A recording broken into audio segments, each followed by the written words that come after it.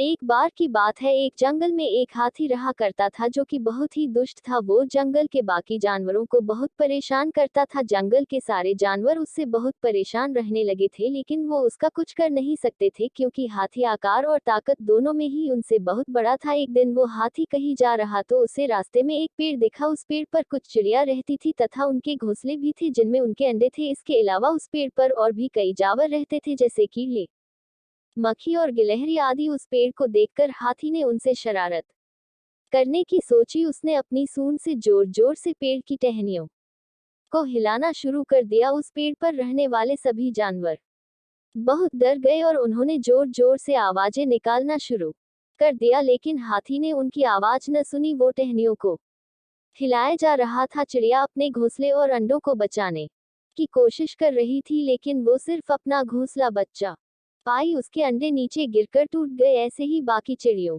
के अंडे भी टूट गए। सारी चिड़िया उड़कर दूसरे पेड़ पर चली गई। कुछ देर बाद हाथी भी वहां से चला गया। सारी चिड़िया वही बैठ के रोने लगी और कहने लगी कि वो इस हाथी को नहीं छोड़ेगी, इसने हमारे अंडे तोड़े हैं। उनमें से कुछ चिड़िया ने कहा कि हम उस हाथी का क्या कर सकते हैं, वो तो हमसे ज्यादा बड़ा और ताकतवर है। उनकी सारी बातें पास बैठा एक कौवा सुन रहा था। उनकी बातें सुनकर कौवे ने उनसे कहा कि यदि तुम उस हाथी को सबक सिखाना चाहती हूँ तो मैं तुम्हारी मदद कर सकता हूँ। उसने कहा कि इस हाथी ने उसको और उसके दोस्तों को भी बहुत तंग किया है, वो भी इससे बदला लेना चाहता है।